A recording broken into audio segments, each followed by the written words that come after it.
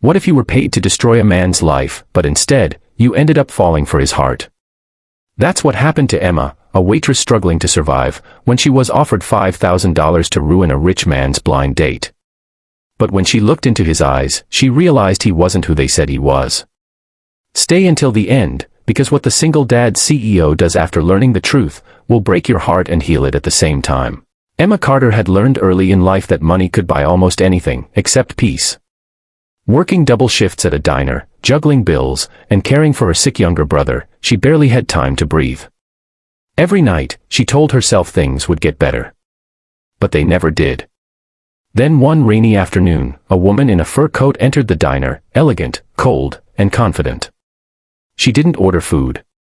She ordered Emma's attention. "You look like someone who needs money," the woman said with a smirk. Emma blinked. "Who doesn't?" The woman slid a white envelope across the counter. "There's $5,000 inside. You'll get the rest after you do a small job for me." Emma froze. "What kind of job?" "You're going to ruin a man's blind date. His name is Ethan Reed. He's a billionaire CEO, arrogant, heartless, and thinks he can control everyone.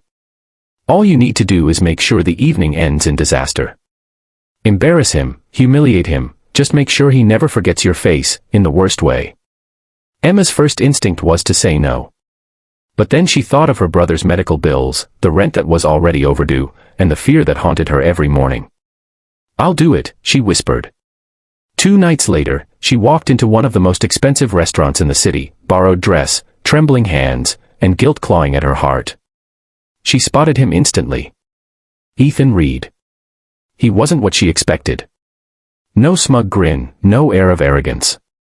He was handsome, yes, but tired. His eyes held a quiet sadness, like a man carrying more than the world knew.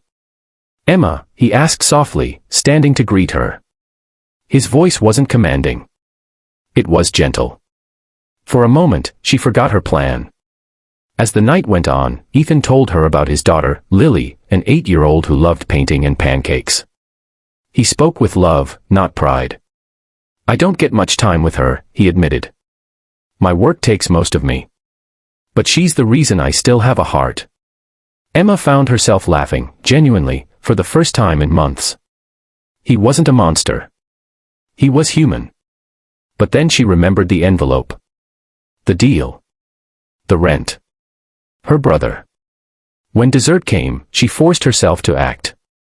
She pretended to spill wine on his suit, raised her voice, and made a scene. Gasps filled the restaurant. People stared. Ethan looked at her in shock, but instead of anger, he simply said, "It's okay. Don't worry about it." That broke her completely. She ran out of the restaurant in tears. That night, she didn't sleep.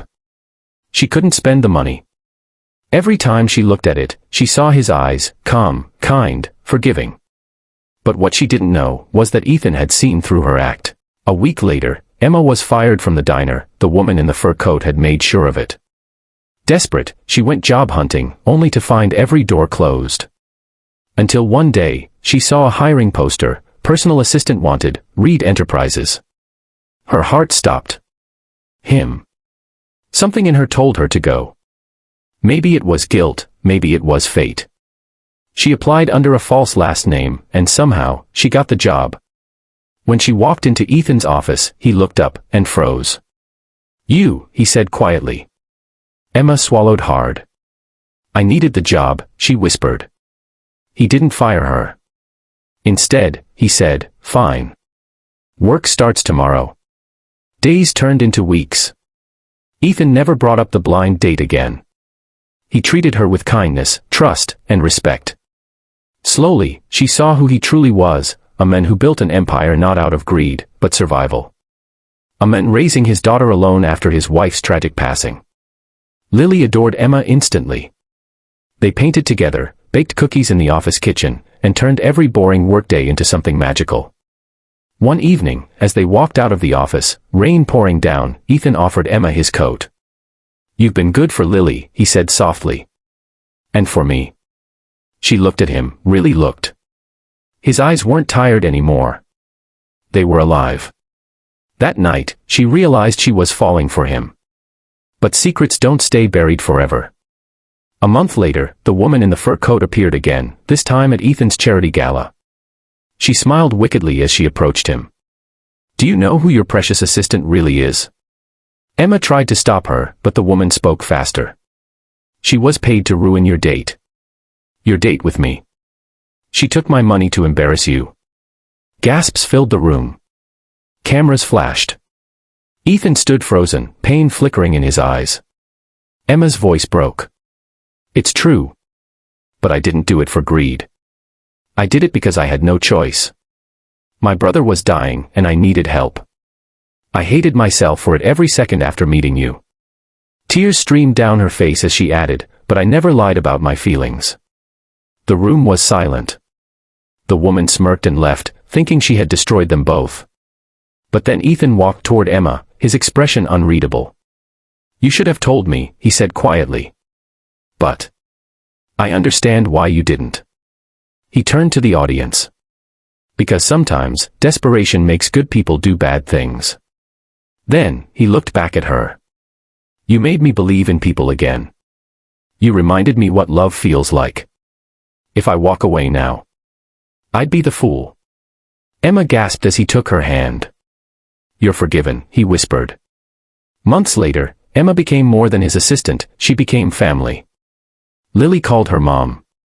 And the woman who once took money to destroy love, ended up finding the truest kind of it. Sometimes life pays you to break someone's heart, only to teach you what it means to truly love.